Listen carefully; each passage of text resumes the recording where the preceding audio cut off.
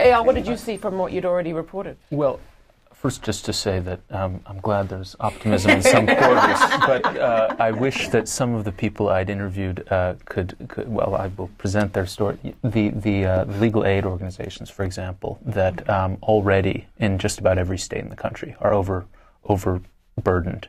In Connecticut, they had $19 million coming from this obscure source called Eyal funds that shrunk to $4 million in a year. Suddenly they're laying off all their top attorneys. These are people who already had too much of a caseload to deal with.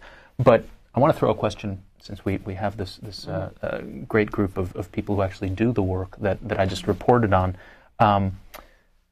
The quote from Barack Obama, we shouldn't rebuild the economy on the same foundation of sand. Well, what about nonprofits? I mean, you have 2 to 3 years of precarious times ahead of us. Do we as a society rely too much on your organizations? Should there be more of a role for the federal government or for other organizations that do this work?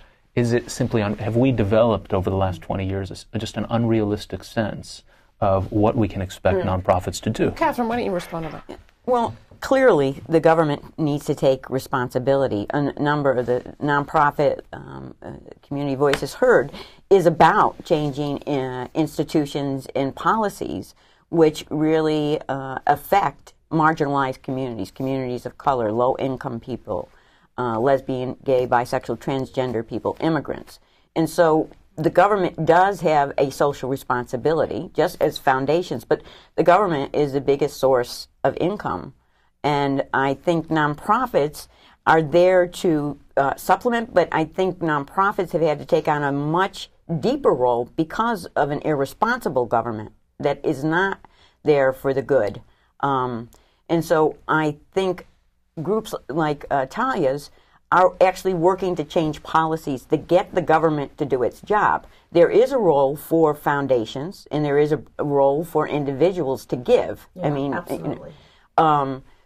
In terms of foundations, particularly that are focused on social justice, feminist philanthropy, the role is to fund organizing, and organizing that brings people together, gets them involved and engaged in their communities and in national policy, even global policy, and to affect that change. So I think we have seen in the foundation community very little money going to those type of organizations. But I think those base building, community organizing, they have their constituencies. We also think only of large gifts or foundation gifts.